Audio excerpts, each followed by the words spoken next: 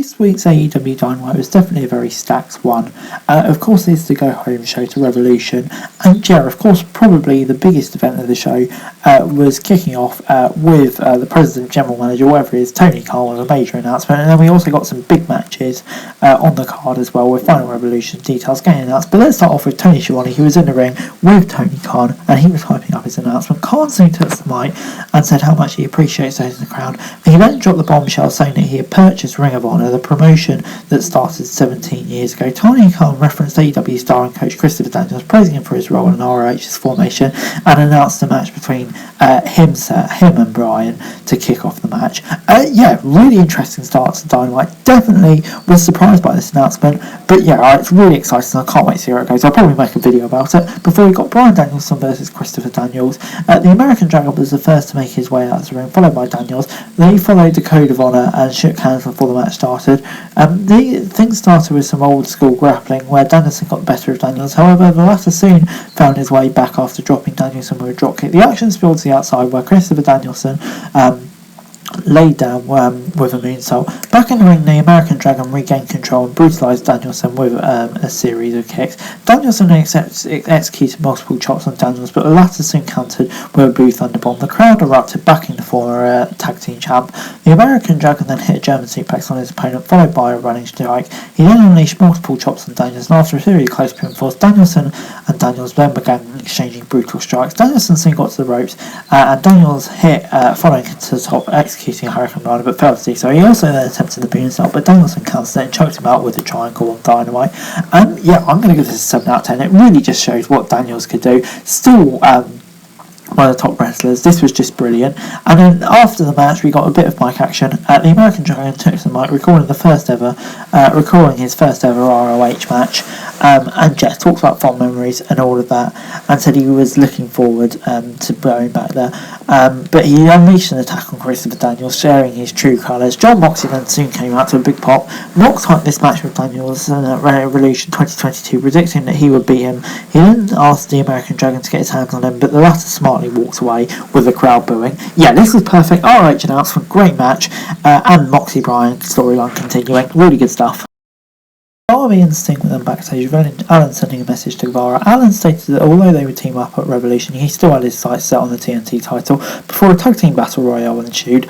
Top Flight and FTR started things off with the former duo fully out playing their experienced duo with their high-flying movers. The Acclaimed then soon made their way into the match and began trading blows. Next up with the Dark Order, followed by Butcher of the Blade. Angels was the first to be eliminated from the match after being pushed by FTR. Varsity Blondes were the next entrance in the battle royal. Moments later, Brian Pillman was eliminated. Brio Country were the next entrance, followed quickly by Proud and Powerful, and they quickly eliminated Bear Country. Best Friends soon made their way out, accompanied by Orange Cassidy. Dark Order's Evil Uno and Stu Grayson were next in. The pace of the match quickly escalated with multiple eliminations in quick succession. Next in, the Young Bucks were as composed as ever, and they faced off with FTR.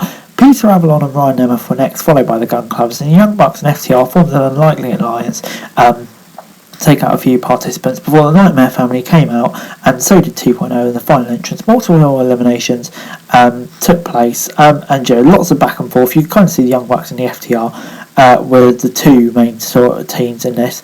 Dorius and Dante Martin fought two heel teams on their own. Dante and Cash-Reader were the next eliminations, thanks to their backfiring. Kyle O'Reilly and Bobby Fish then assisted the Young Bucks in taking out Dax Harwood. In the end, Young Bucks were pitted against Darius Martin, with the latter fighting valiantly, but Matt Jackson was next to be eliminated after Nick Jackson and Brandon Cutler's cheap shenanigans backfired. After a fairy back and forth, Nick Jackson executed a low blow on Darius, following out with a super kick to eliminate him. And post-match, AEW Tag Team Champions Jurassic Express scared down the Young Bucks and Redragon, who were in the ring.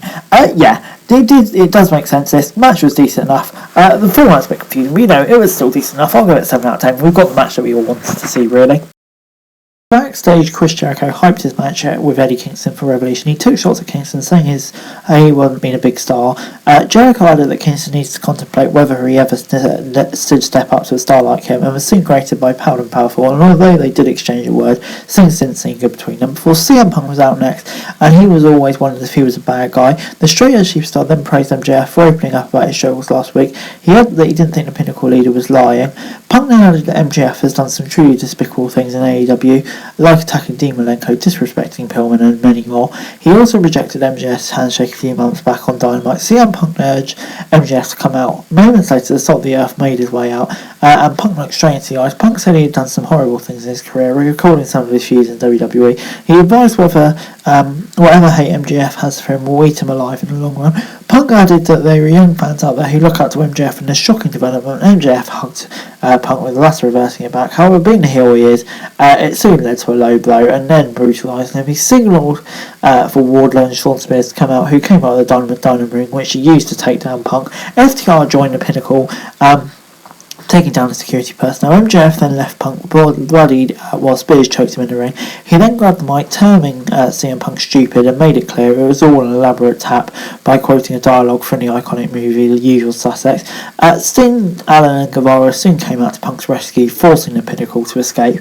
I mean, like, it was predictable, but it was good. And just made me hyped for Punk's revenge on Saturday. Really, really good stuff. Backstage, Keith Lee and Ricky Starks were involved in an argument, vowing to meet each other on Rampage before we got Baker and Hayter versus Rosser and Martinez. Rosser and Martinez began the match, and Baker found her way into the match by taking the former NXT star down with a sling blade, allowing her to tag in Hayter. Mercedes and Hayter traded some massive blows before Mercedes soon tagged in Thunder Rosa. A timely interference from Reba allowed Hayter and Baker to get the upper hand. The Mara took down Hayter with a leg drop kick through the latter's brute strength, helped her counter Thunder Rosa easily. Martinez was soon tagged in, though Britt Baker and Jamie Hayter took her down with a 2-on-1 attack. Baker and Rosa then finally came face to face and hit them with back to forth strikes. Thunder Rosa dropped Baker with a Death Valley driver for a 2 count. Thunder Rosa then executed a Fire Thunder driver on Jamie Hayter for the win. I'll give this a 7 out of 10. Really good match, definitely got me hyped for it. And it does create some doubt in my mind over whether Baker will retain or not, with Thunder getting the pin. So this was good stuff. TBS champ Jade Cargill then interfered to take Conti's backstage segment, with Cargill and Sterling taking shots at Conti before we got Wardlow versus Cesar Bononi. Bononi tried to get the buster of Wardlow early on, but the latter took him down with ease, hitting a powerbomb. He followed it out with a couple more. Post-match, Shawn Spears tried to attack Cesar Bononi with a chair, but Wardlow stopped him. A furious Spears stared down Mr. Mayhem, but later walked away. To be honest, I'm going to give this a 5 out of 10. To be honest, I've seen this so many times, kind of just want it to progress so far, but I hope that Wardlow Spears was an indication. Backstage, MJF then had a message for Wardlow saying he would let the latter keep the title if he wins the Face of the Revolution match and defeat Guevara for the TNT title. However, soon things escalated between them, leading to MJF slapping Wardlow with 2 men sharing a heated argument. This is what I'm talking about. Before we got the Undisputed Era versus Hangman and the Dark Order to close off the show. Cole and Page started things off in a preview for their match, though the former quickly tagged Bobby Fish before Page could get his hands on him. Hangman then took down Fish with a series of kicks. The Redragon member quickly recovered and tagged in Kyle O'Reilly. The match progressed with Cole and Redragon brutalising Reynolds as Hangman Page and John Silver looked on in despair. However, Reynolds somehow tagged in Page, though it didn't really turn the tide in their favour. Page soon countered the Panama Sunrise attempt by Cole, with the latter defending a buckshot lariat. Silver and O'Reilly would soon tagged in, and they exchanged some quick moves before Cole gained control of the match with a 3-on-1 attack on the Dark Order member. The former NXT champion continued to assault Silver, with Page and Reynolds looking on.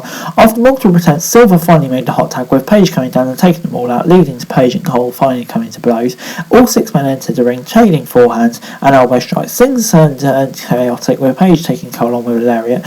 Despite Alex Reynolds trying to take down Adam Cole, the latter laid him down with a running knee strike to secure the win. Post-match, Cole was in the position, Sage was in the position of to take Cole down with a buckshot lariat when Redragon interfered. With the help of Fish and O'Reilly, who tied Hangman Page to the ropes, Adam Cole took down the Dark Order, forcing the champion helplessly. Cole then began attacking Page and mockingly placed the AEW Championship on Page's shoulder as the show went off the air. This was really, really good. I'm going to give this a 7 out of 10. Definitely got me more hyped, showing what each team can go. And I can't wait for that match at the weekend. It's going to be great. Overall this week, Dynamite gets a 7 out of 10 from me. Enjoyable episode of Dynamite. Obviously, really interesting with Tony Khan's announcement. I can't wait to see where that goes with AEW doing stuff with Ring of Honor potentially, or how it works. In terms of the Go Home episode, lots going on, really, really exciting announcements across the board, and definitely got me hyped for all the matches. But anyway guys, that's the video. Thanks very much for watching. So like, share, subscribe, don't forget to comment down below, follow us for daily wrestling news, and subscribe to my channel, and that'd be greatly appreciated. Thanks very much for watching. Peace!